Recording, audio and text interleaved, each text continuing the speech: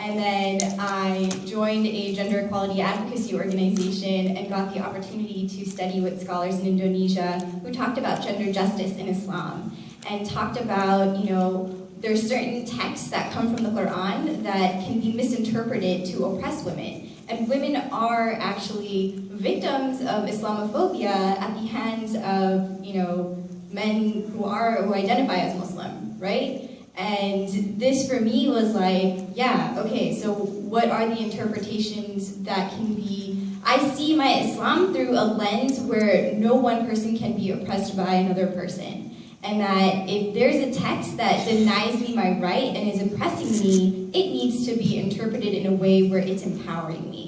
So, if you're more interested in learning about Islamic feminism and about gender equality in Islam, I can go on for days about the way that I've studied different texts, but of course also I refer to my scholars who have learned how to interpret texts in a way that serve the community that it's meant for.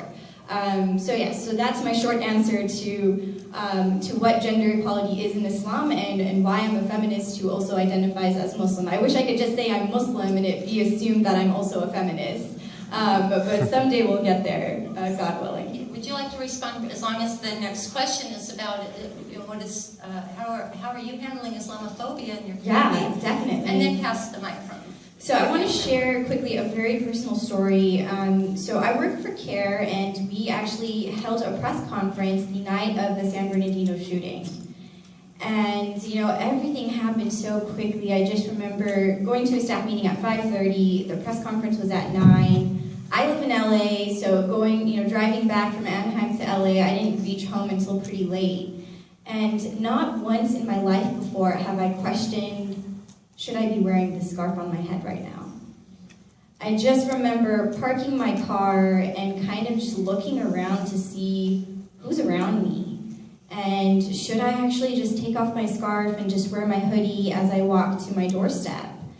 And I remember there was a car parked in the driveway with its lights on, and the entire time I was like, I'm just gonna take out my keys, I'm gonna put it between my knuckles, I'm gonna walk straight to the door and be ready to open it and stay on alert, right? That is the experience of a Muslim woman who wears hijab today.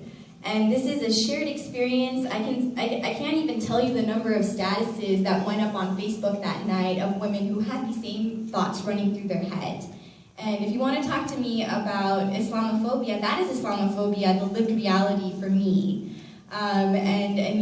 Just the fact that the days after were very much the same. I remember going to work and being on the receiving end of so many calls where I was told to go back home, to go to hell, and just being like, okay, well, if you want me to go back home, I mean, a flight to Ohio might take a while, and I don't really have that kind of time. So, but this is the reality, is that there's a very real hatred and fear for Muslims that's linked to a lot of myths about what Islam is, which goes to Islam is monolithic, right? So Islam is this kind of one big thing that's out there, not that it's diverse. I mean, look at the panelists that we have who are Muslim today. I think we represent diversity in its essence, and represent Islam in its essence of how it is what you make it. Religion is personal, and it's going to be how you see it, and it's going to guide you in the way that you want to live your life. But again, it's up to you how you interpret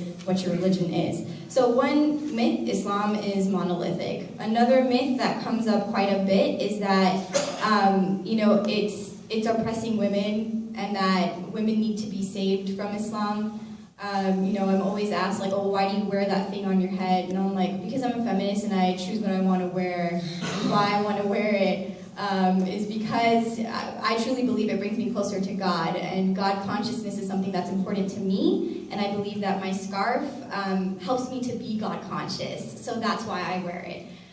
But yeah, this myth that Islam is oppressive to women. Another myth that exists is that, Islam and the West cannot exist together, right? They're contradictory. I think I'm a living testament to that being a contradiction, actually, because I am from the West, or whatever the West is in